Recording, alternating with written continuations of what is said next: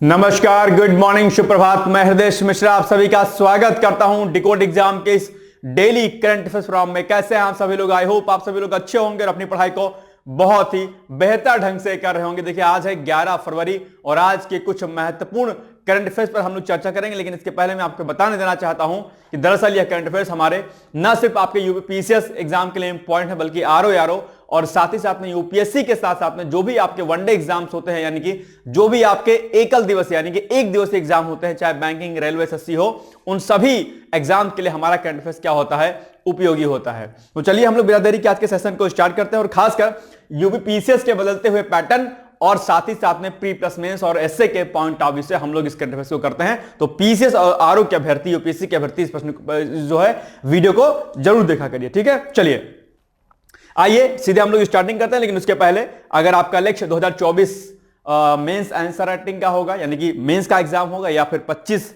में आपको परीक्षा लिखनी होगी, तैयारी करनी होगी, तो उसके लिए आंसर राइटिंग प्रोग्राम हम लोगों ने शुरू किया है। और इसके लिए आप लोग जो है यहां पर इस कॉन्टैक्ट नंबर से मेरे से आप संपर्क कर सकते हैं। यहां पर आप लोग उत्तर लेखन का जो हमारा प्रोग्राम चल रहा है, खासकर 24 मेंस में जो बैठने वाले अभ्यर्थी हैं उनके लिए खासकर ये उपयोगी होगा, ठीक है। 25 वाले अभ्यर्थी भी इसमें शामिल हो सकते हैं, ठीक है। इसके लिए आप लोग इस नंबर पर कॉन्टैक्ट कर सकते हैं मुझसे। चलिए आगे बढ़ते हैं और अब हम लोग करते हैं फटाफट लास्ट डी का रिवीजन। तो 2717 करोड़ रुपए की लागत से बनी 11.98 किलोमीटर जो आपकी जेड नॉर्थ टनल है, वो जो है अभी पूरी तरीके से चल रही है। और इससे जो है जम्मू कश्मीर और उधर सोनमर्ग मार्ग पे पर्यटन को काफी बढ़ावा मिला है। तो ये सोनमर्ग का आप लोग जानते होंगे, इसका उद्घाटन जो है बेसिकली कब किया गया था? इसका उद्घाटन 13 जनवरी को जो है किया गया था, ध्यान रखिएगा, ठीक है। ये 3 लिख गया, इसी का पॉइंट है। चलिए एक पॉइंट, नंबर 2 पॉइंट। चलिए दूसरा, धीमसा नृत्य भी जो है फेमस था। धीमसा नृत्य आंध्र प्रदेश के जनजातियों द्वारा किया जाने वाला एक प्रकार का नृत्य है, हमने आपको बताया था। हाल ही में सागर सिंह कलसी को पेट्रोलियम प्राकृतिक गैस मंत्रालय के निदेशक पद पर नियुक्त किया गया है, बिल्कुल सही है।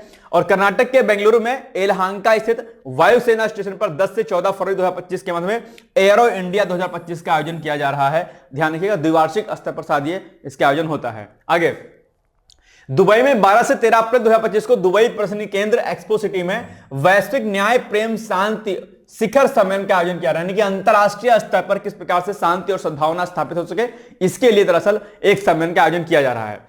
इसके अलावा भारतीय रिजर्व बैंक गवर्नर जो कौन है, संजय मल्होत्रा ने ऐलान किया है कि डिजिटल पेमेंट फ्रॉड को रोकने के लिए केंद्रीय बैंक बैंक.in और fin.in डोमेन को शुरू करेगा। और इसके लिए हमने आपको लास्ट क्लास में समझाया था आपको कि ये आपका बैंक.in क्या है और fin.in क्या है। सरकार ने शुक्रवार को कहा कि स्वच्छ हरित भविष्य के प्रति राष्ट्र की प्रतिबद्धता के प्रमाण के रूप में भारत ने 100 गीगावाट स्थापित सौर ऊर्जा क्षमता को पार करके एक ऐतिहासिक मील का पत्थर साबित किया है। यानी कि 2025 जो आपका भी चल रहा है, 2024-25, यहां तक जो है सरकार ने 100 गीगावाट तक का लक्ष्य जो है हासिल कर लिया है। और सरकार का लक्ष्य क्या है? सरकार का लक्ष्य है, मैंने आपको बताया था कि 2030 तक 500 गीगावाट की जो है सौर ऊर्जा क्या करना है, स्थापित करना है। यह सरकार का लक्ष्य है। आपके एग्जाम में प्रश्न पूछ सकता है कि सरकार के द्वारा किस वर्ष तक 500 गीगावाट सौर ऊर्जा स्थापित करने का लक्ष्य रखा गया है? आप कहेंगे सर 2030 तक। चलिए ठीक, आगे बढ़ते हैं। बेटी बचाओ बेटी पढ़ाओ योजना के अंतर्गत उड़ीसा सरकार ने कई प्रकार की योजनाएं शुरू की हैं और उन योजनाओं में ये कुछ योजनाएं लिखी हुई हैं, आप इनको पढ़ लीजिएगा कि कौन कौन सी योजनाएं हैं जो बेटी बचाओ बेटी पढ़ाओ या बेटी पढ़ाओ बेटी बचाओ, ठीक है। ये हो जाएगा बेटी बचाओ बेटी पढ़ाओ हो जाएगा, ठीक है। आप इसको सही कर लीजिएगा। इसके अंतर्गत जो है कई योजनाएं जो है सरकार ने शुरू की हैं। इसके अलावा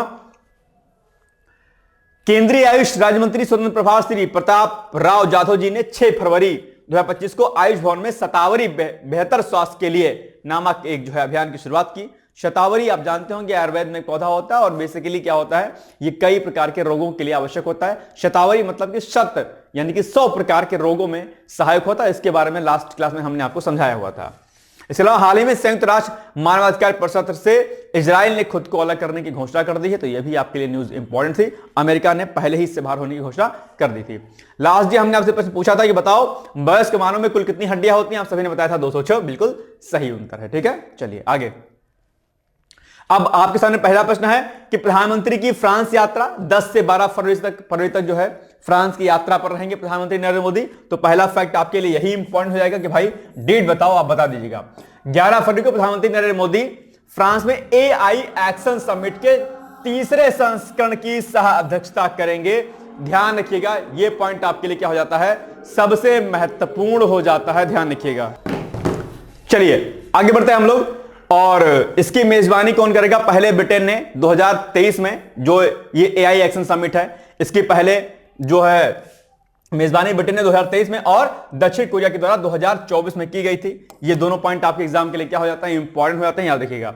इस उच्च स्तरीय बैठक के बाद भारत और फ्रांस के बीच महत्वपूर्ण द्विपक्षीय बातचीत भी होगी, और इसके अलावा जो मार्सिले में भारत के नए वहां वाणिज्य दूतावास का भी उद्घाटन किया जाएगा। आप जो जानते होंगे, ये फैक्ट भी आपके लिए इंपॉर्टेंट है, और शायद लास्ट किसी एग्जाम में ये प्रश्न पूछा गया था कि हाल ही में किस देश में भारतीय दूतावास का हाल ही में जो है उद्घाटन किया गया, मतलब उसको निर्माण करने का ऐलान किया गया था, ठीक है। और इसकी घोषणा पीएम मोदी ने 2023 की अपनी फ्रांस यात्रा के दौरान की थी। शायद यही प्रश्न आ चुका है, आरओ में आया था कि पीसीएस में आया था, मुझे एग्जैक्ट ध्यान नहीं आ रहा है, लेकिन प्रश्न पूछा गया था। और इसी का भी क्या है, इस वाणिज्य दूतावास का भी उद्घाटन होने वाला है, ठीक है। चलिए आगे बढ़ते हैं। अब आपके सामने प्रश्न है कि निम्नलिखित कथनों में से कौन सा से कथन सही नहीं है, यानी कि एक आपसे रॉन्ग स्टेटमेंट आपसे पूछा है। तो 11 फरवरी को प्रधानमंत्री मोदी फ्रांस में एआई एक्शन समिट के तीसरे संस्करण की अध्यक्षता करेंगे, बिल्कुल सही बात है, जिसकी मेजबानी पहले रूस ने 2023 में और उत्तर कोरिया ने 2024 में की थी। क्या यह सेंटेंस सही है, क्या यह कथन सही है? नहीं सही है, क्योंकि इसकी मेजबानी आप देखेंगे तो पहले ब्रिटेन ने 2023 में और दक्षिण कोरिया ने की थी, ठीक है, रूस और उत्तर कोरिया ने नहीं की है। तो यह वाला स्टेटमेंट आपका क्या हो जाएगा, रॉन्ग हो जाएगा। इस हिसाब से आपका केवल, क्योंकि कौन सा सही नहीं है, यानी कि रॉन्ग स्टेटमेंट पूछा है, तो केवल दो, यानी कि ये वाला हो जाएगा रॉन्ग। इस हिसाब से केवल दो, केवल बी वाले ऑप्शन में सही है, B is the right answer, ठीक। चलिए आगे बढ़ते हैं हम लोग। टॉपिक नंबर 2 है आपके सामने, राष्ट्रीय सफाई कर्मचारी आयोग। ये अभी चर्चाओं में है और केंद्रीय मंत्रिमंडल ने इनका जो कार्यकाल है इस आयोग का बढ़ा दिया है, ठीक है। आप कहेंगे सर कब तक के लिए, तो 3 वर्षों के लिए बढ़ाया है, यानी कि 31 मार्च 2028 तक जो है राष्ट्रीय सफाई कर्मचारी जो आयोग है आपका, इसके कार्यकाल को बढ़ा दिया है। निश्चित तौर पर इससे जो है जो भी सफाई कर्मचारी होते हैं उनके अधिकारों को लेकर के ये बेसिकली काम करता है ये आयोग, और उनको फायदा निश्चित तौर पर मिलने वाला है, ठीक है। अगर हम आयोग के कार्य की बात करते हैं तो सफाई कर्मचारियों की स्थिति, सुविधाओं और अवसरों में असमानताओं को समाप्त करने की दिशा में केंद्र सरकार के लिए विशिष्ट कार्यक्रमों की सिफारिश करना, यह इसका क्या है, विशेष तौर पर इसका कार्य है, याद रखिएगा। सफाई कर्मचारियों, विशेष रूप से महिला ढोने वाले के सामाजिक और आर्थिक पुनर्वास से संबंधित कार्यक्रमों और योजनाओं के कार्यान्वयन का अध्ययन और मूल्यांकन करना है, विशिष्ट शिकायतों की जांच करना, और बहुत सारे कार्य यहां पर लिखे गए हैं, आप इसको पढ़ लीजिएगा, ठीक है, ध्यान रखिएगा, ये इंपॉर्टेंट है। अब एक फैक्ट आपके लिए यहां पर और इंपॉर्टेंट है, वो क्या है कि राष्ट्रीय सफाई कर्मचारी आयोग अधिनियम 1993 को सितंबर 1993 में अधिनियमित किया गया था, ठीक है, याद रखिएगा। और एक वैधानिक राष्ट्रीय सफाई कर्मचारी आयोग का गठन पहली बार अगस्त 1994 में किया गया था। यह भी पॉइंट आप लोग जो है क्या करिएगा, याद रख लीजिएगा, ठीक है, इंपॉर्टेंट है आपके लिए। चलिए आगे प्रश्न 2 है, हाल ही में केंद्रीय मंत्रिमंडल ने राष्ट्रीय सफाई कर्मचारी आयोग के कार्यकाल को आगे 3 वर्षों के लिए बढ़ाने को मंजूरी दे दी गई है। इस संदर्भ में लिखित कथनों पर कौन सा ऐसे कथन सही है, ठीक है, ये आपको बताना है इसमें से। तो पहला स्टेटमेंट क्या है कि केंद्रीय मंत्रिमंडल ने राष्ट्रीय सफाई कर्मचारी आयोग के कार्यकाल को 31 मार्च 2028 तक बढ़ा दिया है। बिल्कुल सही बात है, क्या बिल्कुल सही बात है, 3 साल के लिए बढ़ाया हुआ है। और एक वैधानिक राष्ट्रीय सफाई कर्मचारी आयोग का गठन पहली बार अगस्त 1994 में किया गया था, बिल्कुल सही बात है, यह भी कथन सही है। तो इस हिसाब से 1 और 2 दोनों कथन हो जाते हैं सही, यानी कि सी इज द राइट आंसर। चलिए आगे बढ़ते हैं हम लोग। अब टॉपिक नंबर 3 है स्किल इंडिया कार्यक्रम, यह भी चर्चाओं में है, और स्किल इंडिया कार्यक्रम को 2026 तक जारी रखने का प्रावधान अभी किया गया है। तो स्किल इंडिया प्रोग्राम, इसके बारे में आप बखूबी जानते भी होंगे, समझते भी होंगे। स्किल इंडिया यानी कि हर इंडियन जो भी युवा वर्ग है खासकर, उसके अंदर स्किल्स आए और स्किल के थ्रू जो है उसको जॉब मिले प्रॉपर, क्योंकि आप जानते होंगे कि जो प्रोफेशनल लोग होते हैं उनकी दरअसल कमी होती है। और अभी हाल ही में कुछ रिपोर्ट्स आई हैं सामने हमारे, उन रिपोर्ट्स में दावा किया गया है कि जो इस फील्ड के लोग हैं, यानी कि जो स्किल्ड लोग हैं, जो प्रोफेशनल लोग हैं, उनकी जॉब में क्या होगी, बढ़ोतरी होगी, ध्यान रखिएगा, ठीक है।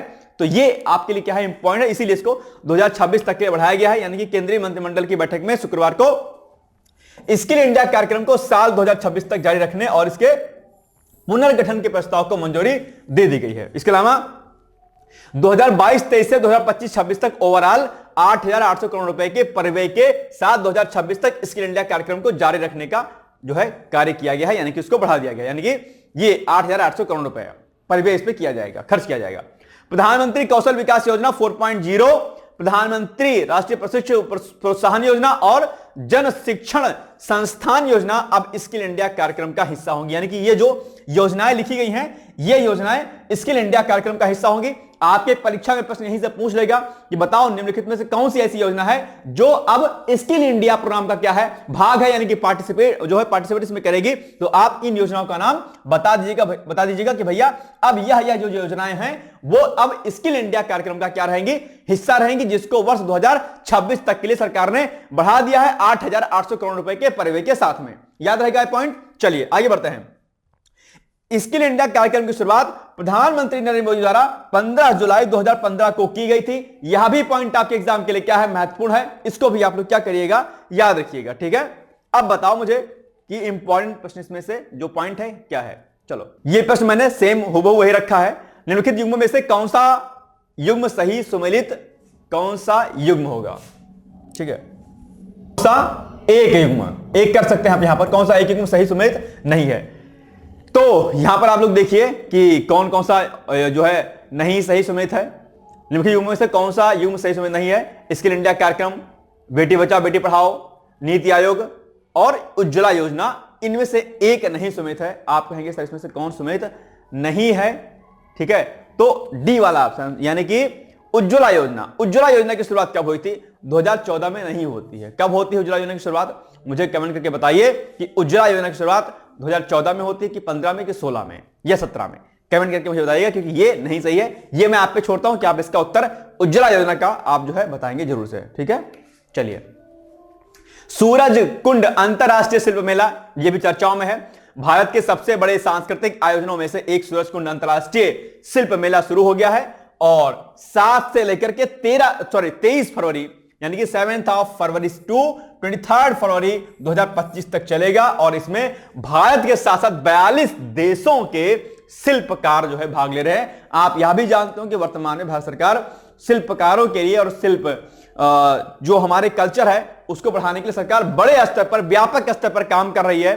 तो इसीलिए जो है ये मेला भी आयोजन किया गया है। इस साल मेला जो है शिल्प महाकुंभ थीम, क्या शिल्प महाकुंभ थीम पर आधारित है। ये आपके लिए इंपॉर्टेंट है, आपसे पूछ लेगा कि अभी जो ये आपका सूरजकुंड अंतरराष्ट्रीय शिल्प मेला हो रहा है ये किस थीम पर आधारित है या किस विषय पर आधारित है। आप कहेंगे सर शिल्प महाकुंभ के नाम से, ठीक है।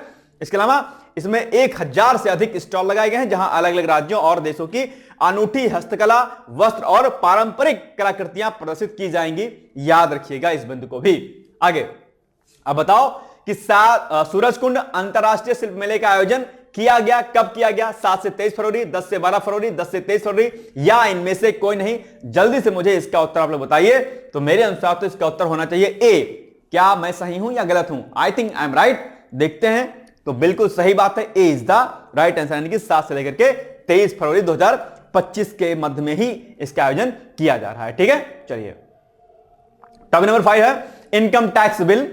अभी आप जानते होंगे हाल ही में केंद्र सरकार ने बजट में अपने जो इनकम टैक्स की छूट की जो है जो वो थी एक क्राइटेरिया था उसको बढ़ा दिया गया, यानी कि 12 लाख कर दिया है ना, अब जानते होंगे। और ये जब काम किया है तो इसके लिए बेसिकली क्या होगा कि एक नया रूल जो है लाना पड़ेगा, एक नया बिल लाना पड़ेगा, इनकम टैक्स बिल। और उसी को लेकर के अभी सरकार अगले जो है वीक में इस पर बिल ला सकती है और इस पर जो है चर्चा हो सकती है। तो आम आदमी के हाथ में अधिक पैसा छोड़ने और नियमों के सरलीकरण के लिए सरकार अगले हफ्ते नए इनकम टैक्स बिल को संसद में पेश कर सकती है, क्योंकि इसमें जो है कई प्रकार के जो प्रावधान थे, कई प्रकार के जो शब्द थे, उन शब्दों को, उन प्रावधानों को हटा करके नए नियम और कानून जो इसमें डाले जाएंगे। तो नया इनकम टैक्स बिल को प्रधानमंत्री नरेंद्र मोदी की अध्यक्षता में केंद्रीय मंत्रिमंडल ने शुक्रवार को, यानी कि अभी जो है 3-4 दिन पहले इसको मंजूरी मिल गई है और अब इसे फाइनेंस पर संसद की स्थायी समिति के पास भेजे जाने से पहले अगले हफ्ते संसद में पेश किया जाएगा। या टैक्स दायरे को बढ़ाने के लिए दिशा निर्देश जो है प्रदान करेगा, ठीक है भाई। अब सिस्टम टैक्स का कैसे कैसे चलेगा। इसके अंतर्गत नए इनकम टैक्स बिल में सरकार ने नियमों के सरलीकरण पर जोर दिया है, जिससे लोग आसानी से इनकम टैक्स से जुड़े नियमों को समझ सके। क्योंकि आप जानते हो कि अगर इनकम टैक्स के नियम अगर सही से नहीं है तो हमें कई बार क्या होता है, परेशानी होती है, और फिर उसके बाद उसके लिए हम जो है मोटा पैसा भी जो है खर्च करते हैं, सीए वगैरह को देते हैं। तो अगर हमारे पास जो है अगर नियम कानून अगर बहुत आसान उसमें भाषाओं में लिखे हैं तो हमें चीजें समझने में आसानी होती है, और टैक्स को हम जो है सही से उसको हम लोग पे भी कर पाते हैं। मौजूदा इनकम टैक्स जो भी वर्तमान में चल रहा है, ठीक है, ये मौजूदा इनकम टैक्स एक्ट 1961 में जो है लागू हुआ था, और अब इसी के स्थान पर जो है नया इनकम टैक्स बिल जो है लाया जाएगा। आपकी परीक्षा में प्रश्न यह भी पूछ सकता है कि जो हाल में प्रस्तावित जो नया इनकम टैक्स बिल है निम्नलिखित में से किस जो है बिल का स्थान लेगा? आप कहेंगे इनकम टैक्स एक्ट 1961 का स्थान लेगा। ठीक है, नया इनकम टैक्स बिल 21वीं सदी के मुताबिक होगा और मौजूदा कानून को रिप्लेस करेगा, यानी कि जो ये आपका इनकम टैक्स एक्ट 1961 है इसको रिप्लेस करेगा और नए नियम और कानूनों के साथ में नए कलेवर में जो है जनता के सामने जो है प्रस्तुत किया जाएगा, जिसमें नियम और कानून क्या रहेंगे, आसान रहेंगे, लोगों को समझने में इसमें आसानी होगी, और इससे ज्यादा क्या होगा, फिर लोग बड़े स्तर पर इनकम टैक्स को जो है क्या करेंगे, फाइल करेंगे। इसके अलावा इस बिल के सरलीकरण को ऐसे समझा जा सकता है कि पुराने आयकर कानून में लगभग 6 लाख के करीब शब्द हैं जो इस नए बिल में 3 लाख के करीब रह जाएंगे, या करदाताओं को समझने के लिए भी आसान होगा। चलिए, हाल ही में सरकार ने नया इनकम टैक्स बिल को संसद में पेश कर सकती है। हाल ही में सरकार नया इनकम टैक्स बिल, ठीक है, संसद में पेश कर सकती है। इस संदर्भ में वर्तमान टैक्स बिल कब पारित हुआ था? हाल ही, ठीक है। अब बताओ मुझे कौन सा होगा ये जो बिल का नाम है, बिल कब पारित हुआ था? 1960 में, 1961 में, 1962 में या 1963 में? ठीक है, देखो क्या होगा, ये होगा 1961, ठीक है। तो 1961 कहां पर है? ये बी वाले में है, ठीक है। अब देखो, ठीक है, ये में कर लीजिएगा, में होगा। चलिए, नीति आयोग द्वारा आयोजित सम्मेलन, ये सम्मेलन आपको बताना है। तो नीति आयोग ने 6 फरवरी को राष्ट्रीय राजधानी के सुषमा स्वराज भवन में एक महत्वपूर्ण सम्मेलन का आयोजन किया है। कब किया है? 6 फरवरी को। ये नीति आयोग के बारे में आप जानते होंगे, एक थिंक टैंक है केंद्र सरकार का, ठीक है। और इसका विषय 2047 तक विकसित भारत की ओर अर्थव्यवस्था, राष्ट्रीय सुरक्षा, वैश्विक भागीदारी और कानून को क्या करना है, मजबूत करना है। ये जो नीति आयोग जो ये एक अपने सम्मेलन का आयोजन कर रहा है, उस सम्मेलन का ये क्या है, थीम है अपने आप में। इस सम्मेलन में देश के आर्थिक विकास और वैश्विक साझेदारियों और राष्ट्रीय सुरक्षा पर महत्वपूर्ण जानकारी साझा की गई। इन चर्चाओं ने 2047 तक विकसित भारत के विजन को साकार करने के लिए और सतत या समावेशी विकास को कैसे हम हासिल कर सकते हैं, इस पर सरकार ने व्यापक स्तर पर जो कदम उठाए जाने हैं या कदम उठा रही है उन पर भी परिचर्चा की गई है। ध्यान रखिएगा, वर्ष 2047 तक भारत को विकसित राष्ट्र बनाने का संकल्प वर्तमान केंद्र सरकार ने लिया हुआ है, और इसी के तत्वाधान में कई प्रकार के कार्यक्रम और आयोजनों का जो है आयोजनों को क्या किया जाता है, आयोजन को किया जाता है।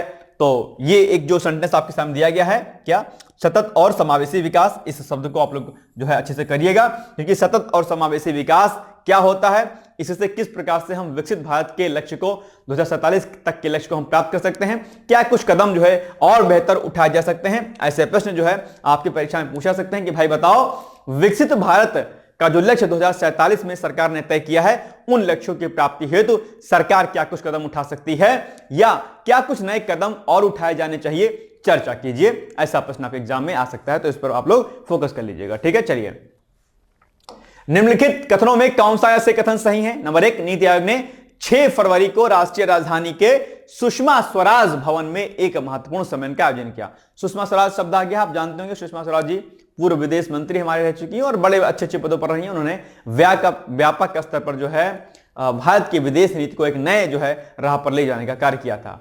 चलिए, इस सम्मेलन का विषय था क्या? 2047 तक विकसित भारत की ओर अर्थव्यवस्था, राष्ट्रीय सुरक्षा, वैश्विक भागीदारी और कानून को मजबूत करना है। बिल्कुल सही बात है, 1 और 2 दोनों कथन हो जाएंगे सही, यानी कि सी इज द राइट आंसर, ठीक है। चलिए, महत्वपूर्ण योजनाएं हैं। अभी सरकार ने जो बजट पेश किया है अभी हाल ही में फरवरी में, उसमें कुछ महत्वपूर्ण योजनाएं हैं, उनको उनमें कितना बजट का आवंटन हुआ है, यह प्रश्न आपके लिए है। तो ग्रामीण विकास मंत्रालय के लिए इस बार केंद्रीय बजट 2025-26 में इतना रुपया, कितना 1,88,754 करोड़ रुपए का प्रावधान किया गया है। सीधे आपको मैंने कई बार बताया हुआ है कि जो भी महत्वपूर्ण योजनाएं होती हैं उनमें सरकार ने कुल कितना बजट पास किया है, यो बजट का जो पैसा टोटल है वो आपके एग्जाम में पूछ लेता है, तो आपको याद रखना है। इसके अलावा महात्मा गांधी राष्ट्रीय रोजगार गारंटी कार्यक्रम के अंतर्गत 86,000 करोड़ रुपए का आवंटन किया गया है। प्रधानमंत्री ग्राम सड़क योजना के लिए 19,000 करोड़ रुपए दिया गया है और प्रधानमंत्री आवास योजना ग्रामीण के लिए 54,832 करोड़ रुपए का प्रावधान किया गया है। यह बहुत इंपॉर्टेंट है आपके लिए, अक्सर आपके एग्जाम में पूछा जाता है प्रश्न यहां से, ठीक है। मनरेगा पर तो बहुत पूछा जाता है प्रश्न, ठीक है। चलिए, इसके अलावा दीनदयाल अंत्योदय योजना जो है राष्ट्रीय ग्रामीण जीविका मिशन के लिए 19,005 करोड़ रुपए, राष्ट्रीय सामाजिक सहायता कार्यक्रम के लिए 9,652 करोड़ रुपए का प्रस्ताव, राष्ट्रीय बहुआयामी गरीबी सूचकांक रिपोर्ट 2015-16 और 2019-21 के बीच बहुआयामी गरीबी में रहने वाले व्यक्तियों की अनुपात 24.8% से घट करके 14.96 हो गया। इस अवधि के दौरान 13 करोड़ व्यक्ति बहुआयामी गरीबी से बच गए। ऐसा इसलिए हुआ क्योंकि सरकार ग्रामीण विकास के साथ साथ में ग्रामीण आबादी किस प्रकार से सशक्त हो सके उन योजनाओं में सरकार ने आवंटन किया। और जैसा कि आप उपरोक्त योजनाएं जो आपने देखी, अगर इन योजनाओं को सही रूप से क्रियान्वित किया जाता है तो निश्चित तौर पर गरीबी क्या होती है, कम होती है। और वही नीचे पॉइंट यहां पर दिया गया है कि इन्हीं योजनाओं को क्रियान्वित करने की वजह से ये जो डेटा आपके सामने दिखाई दे रहा है, ये इन्हीं योजनाओं का क्या है, प्रतिफल है कि इन योजनाओं को लागू किए जाने से इतना ज्यादा जो है सुधार भारत में हुआ है, ठीक है। तो ये बहुत इंपॉर्टेंट प्रश्न आपके एग्जाम के लिए, इसको आप लोग नोट डाउन कर सकते हैं। मुख्य परीक्षा में इसके जितने भी इंपॉर्टेंट फैक्ट आपने डेटा दे रखा मैंने है, इनको आप लोग जो है अपनी कॉपी में नोट कर सकते हैं। भाई साहब प्लीज बैठे मत रहो, कॉपी उठा लो। मुझे सब दिख रहा है आपके पास कॉपी नहीं है, ठीक है। तो नहीं है कॉपी तो प्लीज कॉपी उठा लीजिए और लिखने का प्रयास जरूर कीजिए। कलम अगर चलेगी नहीं आपकी तो एक बात ध्यान रखिएगा, फिर कुछ भी हासिल नहीं होने वाला है। कलम चलती रहनी चाहिए। एक विद्यार्थी का जो हथियार, जो वेपन है, क्या है, उसकी कलम है, उसकी पेन है, उसकी वही पावर है। आपके जेब में एक पेन हमेशा लगी होनी चाहिए। कई बार जब मैं बाहर निकलता हूं तो पेन में लगा के रखता हूं, तो लोग कहते हैं अच्छा पेन क्यों लगा रखे हो एकदम से। मैंने कहा भाई यही तो एक टीचर और एक स्टूडेंट का यही तो एक वेपन है।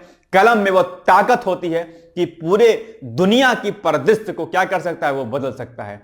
कलम की ताकत से बड़ी ताकत दुनिया में कुछ भी नहीं है। इस कलम की ताकत को पहचानिए, कलम चलाते रहिए। अगर कलम आपकी चलती रहती है, आप न सिर्फ आप पीसीएस का एग्जाम, आरओ का एग्जाम क्रैक कर लेंगे, बल्कि जिस भी एग्जाम में आप बैठेंगे वो एग्जाम आपके कब्जे में होगा, मतलब आपकी ग्रैप में होगा। उस एग्जाम को आप क्वालिफाई कर लेंगे, ठीक है। तो इसको समझने का प्रयास करिए। पेन आपकी चलती रखनी चाहिए, लेखन शैली आपकी होती रहनी चाहिए, ठीक है। इसके अलावा ग्रामीण इंटरनेट कनेक्टिविटी की बात करते हैं तो मार्च 2024 तक भारत में 954.40 मिलियन इंटरनेट ग्राहक थे। इनमें से जो 398.35 मिलियन ग्रामीण इंटरनेट ग्राहक थे, यह भी डेटा कुछ है। और ग्रामीण वेतन वृद्धि श्रम ब्यूरो के आंकड़ों के अनुसार वित्त वर्ष 2025 यानी कि अप्रैल सितंबर 2024 में ग्रामीण मजदूरी में साल दर साल हर महीने 4% से अधिक की वृद्धि देखी गई है। तो ये इन योजनाओं के क्रियान्वयन से हुआ है कि उनकी आय में क्या हुई है, वृद्धि हो रही है। पुरुषों के लिए कृषि मजदूरी में 5.7% और महिलाओं के लिए 7% तक की वृद्धि हुई है। और गैर कृषि मजदूरी पुरुषों के लिए 5.5% और महिलाओं के लिए 7.9% की वृद्धि देखी गई है, बढ़ी है, यानी कि प्रतिशतता इनकी बढ़ी है। यह डेटा सब आपके लिए बहुत इंपॉर्टेंट है कि सरकार लोगों को सशक्त करने के लिए, गरीबी के दूर करने की जो योजनाएं चला रही है उनका क्या असर पड़ रहा है। तो आप ये सब डेटा जो है डाल सकते हैं अपनी कॉपी में कि भाई सरकार ने इन योजनाओं को चलाया, इन योजनाओं को चलाए जाने के फलस्वरूप जो है ये डेटा जो है आपके सामने आया हुआ है कि किस प्रकार से जो है ग्रामीण मजदूर हो चाहे महिलाएं मजदूर हो, उनकी आय में या उनकी जो है सैलरी में कितना इजाफा हुआ, कितने प्रतिशत का, ये आप जो है वहां पर अपनी कॉपी में लिख सकते हैं, ठीक है। बहुत ही महत्वपूर्ण से ये सब डेटा है आपके लिए। चलिए आगे। अब आपसे पूछा है प्रश्न कि बताओ इनमें से कौन सा सही नहीं है, ठीक है।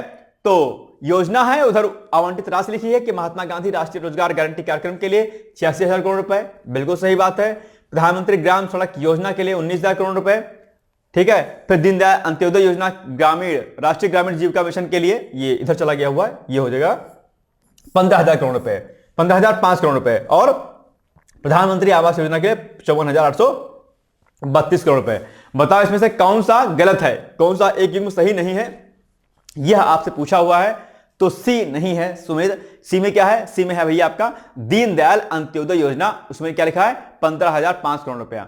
आप देखो कि दीनदयाल अंत्योदय योजना के लिए कुल कितना ये जो है दिया गया था, 19,005। ठीक है, कितना? 19,000। देखो अब कितना लिखा हुआ है, इसमें लिखा हुआ है 15,005 करोड़ रुपए। ठीक है, तो ये क्या हो जाएगा आपका? गलत हो जाएगा, ध्यान रखिएगा। ठीक है, तो इस तरीके से चीजों को आपको क्या करना है?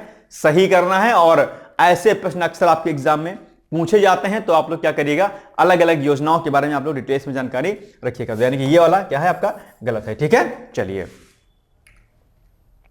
ग्लोबल इन्वेस्टर्स मीट यानी कि इन्वेस्ट कर्नाटक। अभी कर्नाटक में एक इन्वेस्टर्स का जो है आयोजन किया जा रहा है, यानी कि जहां पर बड़े बड़ी कंपनियां इसमें पार्टिसिपेट करेंगे और कर्नाटक में इन्वेस्ट करेंगे। और जहां बड़े बड़े इन्वेस्टर किसी भी राज्य में आते हैं तो निश्चित तौर पर वहां पर औद्योगिकीकरण होता है। औद्योगिकीकरण के फलस्वरूप जो है वहां पर रोजगार का सृजन होता है। रोजगार का सृजन होगा तो लोगों की आय बढ़ेगी और उनका जो है गरीबी क्या हो जाएगी? दूर हो जाएगी। इसके अलावा अर्बनाइजेशन होगा, तो अर्बनाइजेशन से भी बहुत सारे प्रकार के फायदे देखने को मिलते हैं। तो इंडस्ट्रियलाइजेशन और अर्बनाइजेशन यानी कि औद्योगिकीकरण और शहरीकरण क्या है? एक दूसरे के पूरक हैं। अगर औद्योगिकीकरण होगा तो शहरीकरण होगा, और शहरीकरण होगा तो भी कहीं ना कहीं मांग के फलस्वरूप जो है उद्योग लगेंगे। तो अगर उद्योग बढ़ेंगे तो शहरीकरण बढ़ेगा, और अगर शहरीकरण बढ़ता है तो उद्योग बढ़ेगा। हालांकि उद्योगों के बढ़ने से शहरीकरण बढ़ता है, यह ज्यादा सटीक बात है, क्योंकि इंसान क्या करता है? गांव से हम लोग शहर में जा रहे हैं तो क्यों जा रहे हैं? एक ही मूल है इसमें, वो क्या है? रोजगार। रोजगार का सृजन यानी कि क्या होता है? बाहर शहरों में क्या होता है? कंपनियां होती हैं, उद्योग लगे होते हैं, अलग अलग प्रकार के रोजगार होते हैं। उनको रोजगारों को प्राप्त करने के लिए हम शहरों की ओर क्या कहते हैं? भागते हैं। लेकिन फिलहाल ये हट करके अगर मैं आपसे व्यक्तिगत रूप से कहूं तो रोजगार आप गांव में ही सृजन करें। अपने गांव, अपने घर, अपने आंगन को ना छोड़ें। शहरों की दुनिया बहुत धूमिल है, यहाँ लोग किसी से मतलब नहीं रखते हैं। मैं ये नहीं कह रहा हूं कि अर्बनाइजेशन इज नॉट इंपॉर्टेंट, लेकिन चूंकि भारत क्या है? गांव है, गांव ही है भारत। भारत की संस्कृति ही गांव वाली है, और हम अपने आप को गांव कहते हैं तो हमें शर्म आती है। मुझे बड़ा दुख इस बात का होता है कि गांव के लोग बहुत ही सरल, बहुत ही सौम्य स्वभाव के होते हैं। उनको पर्यावरण की रक्षा के साथ साथ में हर प्रकार की गतिविधियां उनको आती हैं। इसलिए गांव को छोड़कर शहरों की तरफ ना जाएं। अपने घर आंगन, कई बार तो लोग शहर जाते हैं तो अपने माता पिता को भी उसी हालत में छोड़ के चले जाते हैं। बुजुर्ग माता पिता का भी ख्याल उनको नहीं रहता है। तो ये सब बातें हैं जो आपको ध्यान रखनी है। शहर जाइए ऐसा नहीं है, लेकिन शहर जाने पर अपने गांव को ना भूलिए, यह भी क्या है? बहुत इंपॉर्टेंट चीज है। ठीक है, तो अभी हाल ही में क्या हुआ है? Global investors meet invest Karnataka कार्यक्रम की शुरुआत की गई है, और ये जो है रक्षा मंत्री जो राजनाथ सिंह जी हैं वो इसकी शुरुआत करेंगे। तो उद्घाटनकर्ता कौन है? राजनाथ सिंह है। ये आपके लिए क्या हो जाता है? इंपॉर्टेंट हो जाता है। 11 फरवरी को ग्लोबल इन्वेस्टर्स मीट यानी कि इन्वेस्ट कर्नाटक 2025 का उद्घाटन किया गया है। ठीक है, ध्यान रखिएगा। यह आयोजन 11 से लेकर के 14 फरवरी 2025 तक चलेगा। यह वाला फैक्ट भी आपके लिए क्या है? इंपॉर्टेंट है। ठीक, इसके अलावा उद्देश्य कर्नाटक में बड़े पैमाने पर निवेश को आकर्षित करना है ताकि उद्योगीकरण हो और डेवलपमेंट हो। यही इसका क्या है? मोटो है। इस समय के दौरान विभिन्न उद्योगों के लिए नए औद्योगिक पार्कों की भी स्थापना की जाएगी। ठीक है, चलिए आगे। इसमें क्या क्या है कि इस जो ये समिट हो रही है, इसमें आपका आप देख रहे होंगे कि कोलार जिले के श्रीनिवासपुरा में एडवांस फार्मा पार्क, विजयपुरा में सोलर सेल मैन्युफैक्चरिंग प्लांट और फूड पार्क, चित्रदुर्ग में ड्रोन पार्क, जंगम कोटे में डीप टेक पार्क, हनुमंतपुर में मेगा लॉजिस्टिक पार्क और चिक्काबल्लापुर में व धारवाड़ में इलेक्ट्रॉनिक वाहन क्लस्टर शामिल है। यानी कि ये इस जो है सम्मेलन में इन पर जो है काम विशेष रूप से किया जाना है। ठीक है, और इस आयोजन की शुरुआत कर्नाटक के जो राज्यपाल हैं कौन? थावरचंद गहलोत। यह भी फैक्ट आपके लिए इंपॉर्टेंट हो जाएगा। आपसे पूछ लेगा कि बताओ कर्नाटक के राज्यपाल कौन है? आप कहेंगे सर थावरचंद गहलोत जी हैं। जबकि मुख्यमंत्री सिद्धारमैया ने 11 फरवरी को शाम 4 बजे उद्घाटन सत्र की अध्यक्षता की। ठीक है, तो सिद्धारमैया वहां के क्या हैं? मुख्यमंत्री हैं। लोकसभा में विपक्ष नेता राहुल गांधी भी यहां पर रहेंगे और इस अवसर पर सिंगल विंडो सिस्टम का भी वो क्या करेंगे? शुरुआत करेंगे। तो राहुल गांधी जी भी पधारेंगे और single window system in the sense कि हम एक ही जो है विंडो से हम कई प्रकार की चीजों को वहां पर अपनी जानकारियां ले सकते हैं और अपना कार्य कर सकते हैं। पहले हमें हमारी अपनी फाइल को अलग अलग डिपार्टमेंट्स में अलग अलग जगहों पर लेके जाना पड़ता था, लेकिन केंद्र सरकार ने सिंगल विंडो सिस्टम की शुरुआत की थी कि भाई आप एक ही जगह पर जाकर के अपना सारे कार्य करा लेते हैं। नहीं तो पहले क्या होता था? पहले एक काम के लिए आप इनसे साइन कराइए, इन अधिकारी से, फिर जाइए कुछ देर बाद फिर वो उनसे साइन कराइए। ये भाई साहब कहेंगे हमारा लंच हो गया है 1 बजे, 1 बजे लंच करने बैठते थे सरकारी अधिकारी और 4 बजे तक उनका लंच ही चलता था, या कोई बहाना मारते थे कि भैया लंच हो गया, बाबू नहीं आए, फला हो गया। एक उद्योग, छोटे से उद्योग को लगाने के लिए इतना बड़ा तामझाम था कि दिक्कतें होती थी, और इसी से जो है इन्वेस्टर्स नहीं आते थे। सरकार ने सिंगल विजिटर सिस्टम को लागू किया कि भाई आप एक जगह पर जाइए, वहां पर सारे डॉक्यूमेंट्स आप दीजिए और वहीं से हैंड टू हैंड जो है अपने कार्य को आप जो है वहां पर करवा लीजिए। तो ये एक बड़ा अच्छा सिस्टम होता है, ठीक है। चलिए, तो हाल ही में ग्लोबल इन्वेस्टर्स मीट यानी कि इन्वेस्ट कर्नाटक 2025 का उद्घाटन किसने किया? बहुत आसान है, भी हमने आपको बताया कि भैया राजनाथ सिंह ने किया है, तो B is the right answer. बस काम खत्म। चलिए आगे बढ़ते हैं। भारत का सेमी कंडक्टर बाजार, ये अभी लास्ट डे भी चर्चाओं में था, अभी भी चर्चाओं में है। भारत का सेमी कंडक्टर बाजार तेज गति के साथ आगे बढ़ रहा है और केंद्र सरकार की प्रोडक्शन लिंक्ड इंसेंटिव योजना के चलते इस क्षेत्र में बड़े निवेश हो रहे हैं। सेमीकंडक्टर आप जानते होंगे, बैटरी से लेकर के फोन वगैरह में बहुत जगहों पर इसका काम होता है, और सेमीकंडक्टर में अगर भारत जो है मजबूत हो रहा है तो निश्चित तौर पर भारत के लिए क्या है, अच्छी बात है। 2024-25 की अगर बात करते हैं तो इस बाजार का मूल्य, कुल मूल्य कितना था? $52 अरब है, और 2030 तक सेमीकंडक्टर बाजार 13% की वार्षिक वृद्धि दर से बढ़कर के 103.4 अरब डॉलर तक पहुंचने की क्या है इसकी उम्मीद है।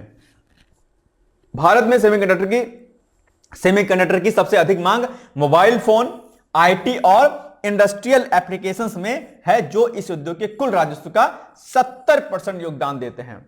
तो ये सेमीकंडक्टर का जो उपयोग होता है या डिमांड जो होती है, न सिर्फ भारत में बल्कि वैश्विक स्तर पर, बड़े स्तर पर होती है, और इसके लिए सरकार जो है बड़े स्तर पर काम भी कर रही है, ठीक है। बाकी यहां पर और भी पॉइंट रखा कि इसके अलावा ऑटोमोबाइल हो गया, आपका इंडस्ट्रियल इलेक्ट्रॉनिक्स सेक्टर भी तेजी से इसमें जो है क्या हो रहे हैं, उभर रहे हैं, ठीक है। और सरकार ने इंडिया सेमीकंडक्टर मिशन के तहत 5 प्रमुख परियोजनाओं को मंजूरी दी है, जो देश में सेमीकंडक्टर निर्माण को क्या करेंगे, मजबूत करेंगे, ठीक है। और सेमीकंडक्टर अगर हमारे में अगर हम आत्मनिर्भर हो गए तो निश्चित तौर पर फायदा मिलेगा। अब इसमें कई चीजें यहां पर और दे रखी हैं, आप इसको चाहिएगा तो पढ़ लीजिएगा, ठीक है। चलिए अब बताओ, आपके सामने प्रश्न है कि भारत का सेमीकंडक्टर बाजार तेज गति से आगे बढ़ रहा है। इस संदर्भ में निम्नलिखित कथनों में से कौन सा कथन सही है या है? नंबर 1, केंद्र सरकार की प्रोत्साहन लिंक्ड इंसेंटिव, ये जानते होंगे सरकार ने सेमीकंडक्टर के लिए इसको शुरू किया है, योजना के चलते इस क्षेत्र में बड़े निवेश हो रहे हैं, बिल्कुल सही बात है। इसी योजना के तहत जो है सेमीकंडक्टर फील्ड में बेहतर जो है निवेश हो रहा है, बिल्कुल सही बात है। भारत में सेमीकंडक्टर की सबसे अधिक मांग मोबाइल फोन, आईटी और इंडस्ट्रियल एप्लीकेशंस में है, बिल्कुल सही बात है। भारत में इसी क्षेत्र में इसकी मांग है, तो दोनों कथन सही हैं, यानी कि सी इज द राइट आंसर। कोई दिक्कत यहां तक? चलिए, पीएम मोदी 12 और 13 फरवरी को अमेरिका की आधिकारिक यात्रा पर होंगे। अभी अमेरिका में 47वें राष्ट्रपति के रूप में आपके बहुत सुंदर, बहुत ही जुझारू जो राष्ट्रपति हैं, कौन? डोनाल्ड ट्रंप जी जो है राष्ट्रपति बन गए। उन्होंने आते ही कई सारे मुद्दों पर उन्होंने खुलकर बातचीत की, और उन्होंने जो है कई सारे मुद्दों पर जो क्या किया, साइन कर दिया, चाहे वो डब्ल्यूएचओ से बाहर निकलने की बात हो, चाहे राष्ट्रीय आपातकाल की बात हो, और कई सारे जो उन्होंने उस पर साइन किया है।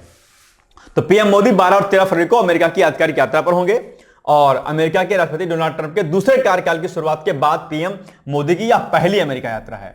दूसरी बार बने हैं भाई साहब, तो अब मोदी जी की पहली यात्रा है इनके दूसरे कार्यकाल में। किनके? राष्ट्रपति डोनाल्ड ट्रंप के। कौन से नंबर के राष्ट्रपति हैं? 47वें नंबर के हैं, याद रखिएगा। प्रधानमंत्री मोदी ने 2017 और 2019 में ट्रंप के पहले कार्यकाल के दौरान अमेरिका का दौरा किया था। यह फैक्ट आपके लिए बहुत जरूरी होता है कि भाई आप बताओ, अभी तो गए हैं भाई साहब मोदी जी, लेकिन उसके पहले कब गए थे ट्रंप जी के कार्यकाल में? तो 2017 में, 2019 में गए थे।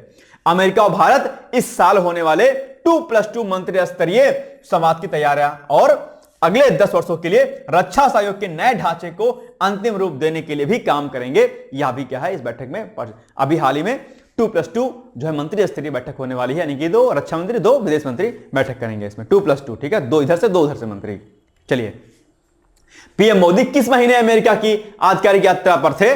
फरवरी, जनवरी, मार्च या फिर इनमें से कोई नहीं? अरे भैया अभी तो गए थे। कौन सा महीना चल रहा है? फरवरी चल रहा है। प्यार मोहब्बत वाला महीना होता है ये, ठीक है, बहुत कम दिन भी होता है, ये भी सिखाता है। फरवरी सिखाता है कि भाई साहब देखो ऐसा है, प्यार मोहब्बत का महीना तो है, लेकिन अगर इसको टाइम को वेस्ट करोगे तो वैसा ही फरवरी क्या होती है, 28-29 दिन की होती है, और अगर फंस गए तो फिर तो गया, राम नाम सत्य हो गया। फरवरी बहुत कुछ सीख देता है, याद रखिएगा, ठीक है। चलिए, ए इज द राइट आंसर, बिल्कुल सही बात है।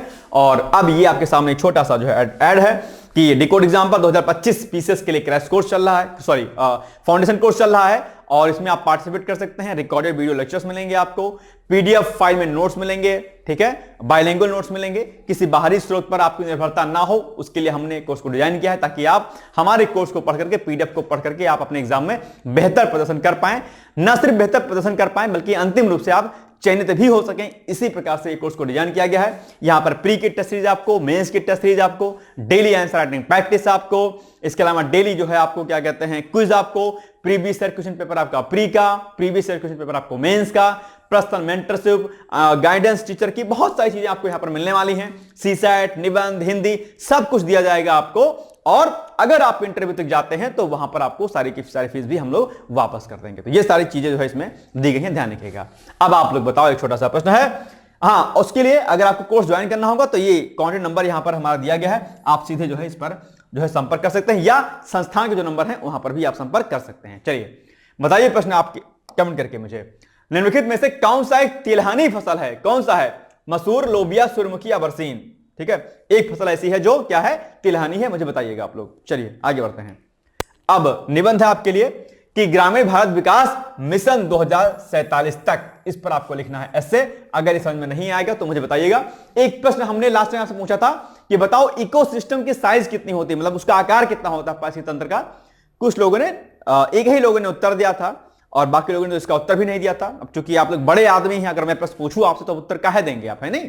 अगर मैं कोई प्रश्न पूछूं आपसे कि इसका उत्तर आप लोग बताइए, आप लोग बिल्कुल उत्तर नहीं देंगे क्योंकि आप बड़े लोग हैं और आप लोग उत्तर नहीं दे सकते हैं। ये आपकी सबसे बड़ी क्या है, खामी है कि अगर आप कहीं पर कुछ भी कोई भी विषय पढ़ रहे हैं, अगर कोई कुछ पूछ रहा है आपसे, कम से कम उसका उत्तर ना दे पाए तो कह तो दे कमेंट में कि सर नहीं आ रहा है मुझे बताइए, लेकिन आप लोग आंखें बंद कर लेते हैं।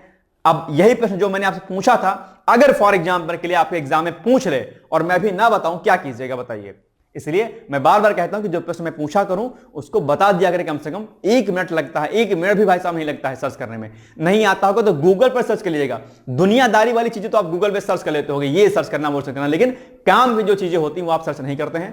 खैर, मैंने आपसे इकोसिस्टम का साइज पूछा था, तो बड़े स्तर पर हम पूरी बात करें, मैं आपसे कहूं कि पारिस्थितिक तंत्र का साइज बड़े सा बड़ा कितना हो सकता है, तो अपने आप में पूरा का पूरा जो जैवमंडल है वो क्या अपने आप में एक पूरा इकोसिस्टम है, पूरा पारिस्थितिक तंत्र है, क्योंकि इसमें बहुत प्रकार के तंत्र बनते हैं। जबकि छोटा से छोटा अगर मैं आपसे कहूं कि इकोसिस्टम का साइज कितना होता है, तो आप कहेंगे सर नदी जल तंत्र, पॉन्ड इकोसिस्टम, फॉरेस्ट इकोसिस्टम छोटा होता है, लेकिन नहीं।